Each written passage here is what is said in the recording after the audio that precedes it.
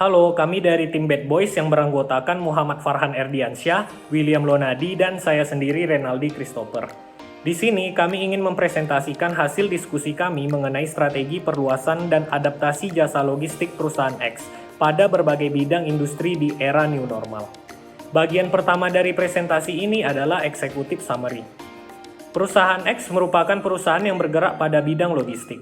Dalam proses pelayanannya, perusahaan ini menerapkan sistem Smart Logistic 4.0 yang memiliki tujuan dalam pemenuhan keinginan konsumen. Sistem Smart Logistic 4.0 merupakan kegiatan distribusi yang mencakup proses pengiriman barang yang tepat, waktu pengiriman sesuai dengan estimasi yang sudah ditetapkan, biaya yang minimal, dan tersedianya sistem tracking yang dapat diakses oleh konsumen. Berdasarkan executive summary, tim Bad Boys merumuskan inti permasalahan yang dihadapi oleh perusahaan X. Yang pertama, jenis jaringan distribusi apa yang seharusnya diterapkan oleh perusahaan X dalam melayani bisnis to consumer e-commerce. Yang kedua, mengingat perusahaan X adalah pemain baru di segmen pasar ini, apakah perusahaan X perlu bermitra dalam jaringan distribusi? Lalu siapa yang mempunyai potensial dalam menjadi mitranya? Dan apa saja model kerjasama yang mungkin dapat dikembangkan oleh perusahaan X? Berikut ini adalah jumlah pengguna 5 e-commerce bisnis to consumer terbesar di Indonesia. Langkah pertama yang dilakukan oleh tim Bad Boys adalah melakukan analisis metrik 2x2 Smart Logistic 4.0 Innovation. Dilihat dari matriks tersebut, inovasi yang memiliki nilai effort yang tinggi dan sangat penting adalah Intelligent Transportation System, penerapan Big Data, Cloud Computing, dan IoT. Tentunya inovasi ini memiliki manfaat atau kelebihan jika diterapkan pada perusahaan X. Selain berkembang, tentunya inovasi ini membantu perusahaan X dalam memodernkan sistemnya. Inovasi lainnya adalah autonomous logistik, information security, dan tracking.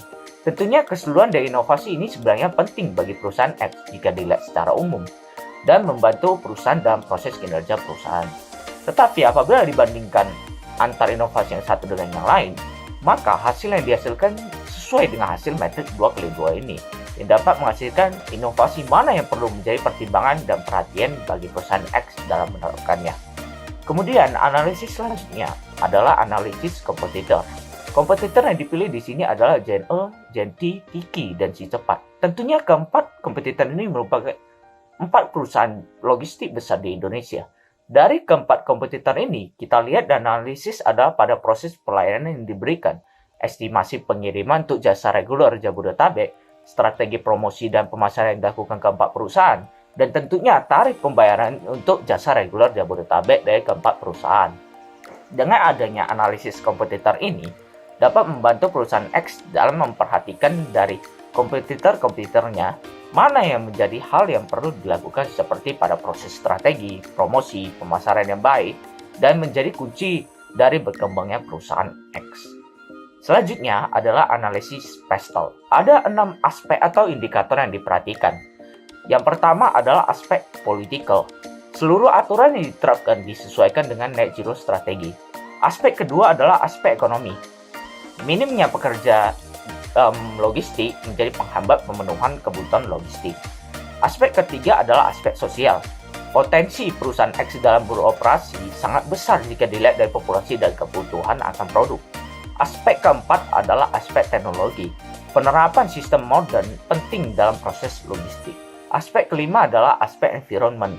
Perlunya pemerhatian pada emisi karbon. Aspek keenam adalah aspek legal. Perlunya pemerhatian pada aturan birokrasi yang berlaku. Selanjutnya adalah analisis issue tree yang terdiri dari main issue, sub issue, dan sub issue. Tentunya isu tree ini dibuat berdasarkan isu dari perusahaan X dalam bertahan dan bersaing yang menjadi perhatian dalam menjawab permasalahan-permasalahan yang ada. Halo, perkenalkan nama aku Farhan. Di sini aku akan menjelaskan solusi dan penerapan pada perusahaan X.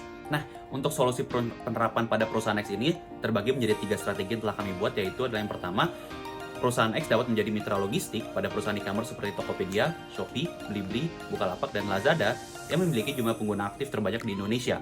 Yang tentunya hal ini akan mendorong perusahaan X untuk berkembang jika berhasil menggarap pasar B2C atau business to consumer dikarenakan banyaknya jumlah transaksi yang ada. Perusahaan X juga dapat melakukan strategi 3.000 bisa sampai tujuan untuk menggarap pasar e-commerce pada campaign pertamanya.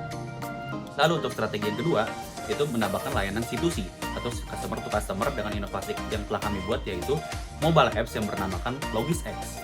Aplikasi ini digunakan untuk mengirimkan barang antara 2 orang atau lebih yang dengan armada yang sudah dimiliki perusahaan X yang sudah dilengkapi dengan digital payment hingga mempermudah proses pembayaran hanya dengan satu smartphone.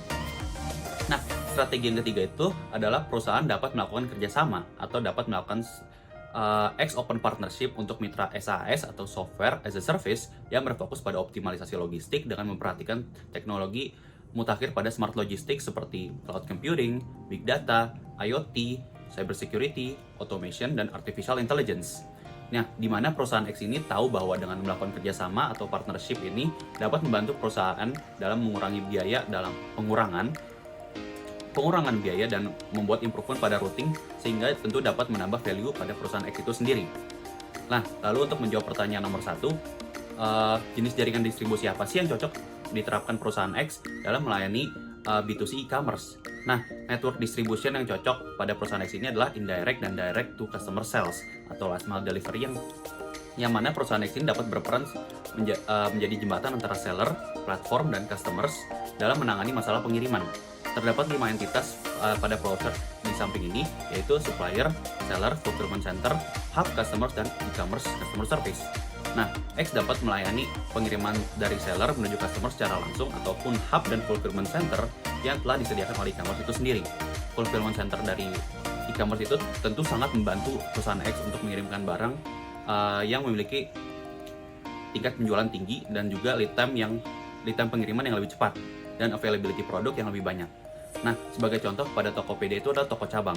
Nah, X juga perlu membangun hub untuk mengumpulkan barang yang akan dikumpulkan pada area tertentu sehingga mempermudah pengiriman dengan armada yang lebih sedikit. Peran customer tentu dapat berdampak juga pada reverse logistics yang mana apabila terdapat pengembalian barang. Nah, untuk pertanyaan kedua, apakah perlu bermitra dengan jaringan distribusi? Siapa aja yang menjadi potensial pada mitranya dan apa saja model kerjasama yang mungkin akan dikembangkan? Nah, jawabannya adalah sangat penting bahwasannya untuk bermitra dengan jaringan distribusi bukan hanya dari e-commerce saja, tetapi perusahaan eksternal untuk menerapkan supply chain digitalization dan warehouse aggregator untuk pendistribusian barang. Nah, apabila perusahaan X bermitra dengan e-commerce seperti Tokopedia, Shopee, Blibli, dan platform e-commerce lainnya, maka X perlu memenuhi permintaan dengan segala cara untuk mengirimkan barang tersebut hingga tujuan dengan lead time yang rendah dan juga meningkatkan kepuasan customers.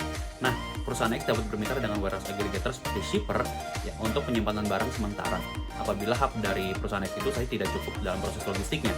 Nah, X juga dapat mengirimkan barang dari fulfillment center dari Tokopedia, yaitu toko cabang, yang merupakan gudang yang disediakan Tokopedia untuk memenuhi order secara cepat dan terintegrasi oleh inventory manajemennya.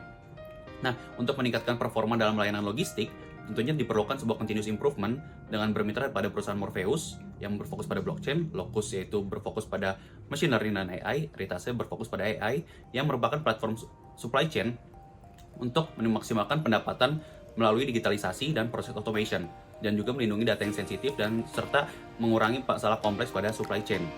Nah, platform software as a service ini tentunya dapat menangani masalah supply chain seperti menghemat biaya logistik sekitar 20 hingga 30%, optimalisasi rute, pelacakan armada yang lebih baik, dan juga mengurangi emisi greenhouse gas yang berlebih. Ini adalah financial projection dari tahun 2022 hingga 2026. Asumsi income yang diperoleh pada tahun pertama yaitu sekitar 144 miliar dan expense sebesar 94,3 miliar. Sehingga net profit di luar EBITDA sebesar 50,2 miliar. Financial projection ini ditutup dengan profit pada tahun 2026 sebesar 183 miliar. Sehingga projectile CAGR atau Compounded Annual Growth Rate mencapai sebesar 29,57%. Sekian dari presentasi kami, terima kasih.